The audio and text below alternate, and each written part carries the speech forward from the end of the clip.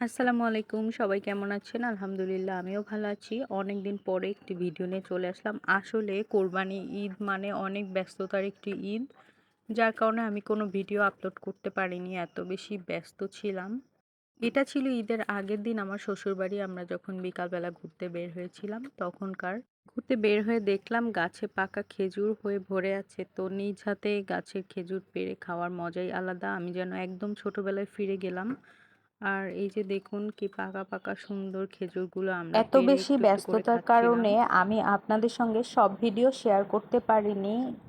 দিনের কিছু কিছু অংশ ভিডিও করে রেখেছিলাম, সেগুলো একসাথে করে আপনাদের সঙ্গে শেয়ার করছি। এদিকে বিকালে ঘুরে এসে দেখি আমার শাশুড়ি বাগেরহাটের বিখ্যাত সেমাই পিঠা আর হাঁসের মাংস আমাদের জন্য রেডি করে রেখেছে।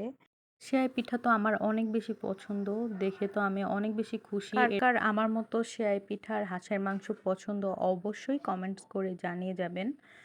আর এদিকে দেখি যে আমার ভাগ্নি আমার জন্য আম মাখা রেডি করে রেখেছে আর জাম মাখিয়ে রেখেছে।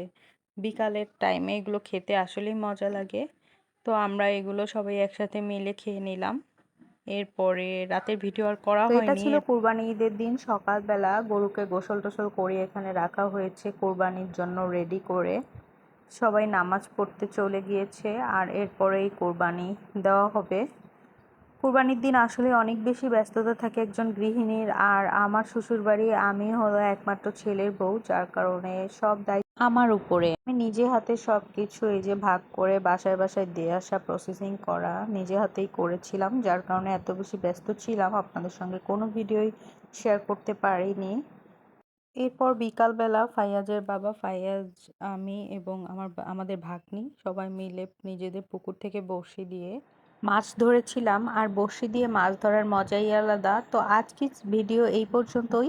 দেখা হবে নতুন কোনো ভিডিওতে। সেই পর্যন্ত সবাই সুস্থ থাকবেন, ভালো থাকবেন। আর আমার ভিডিওটি যদি ভালো লাগে অবশ্যই আমাকে সাপোর্ট করবেন।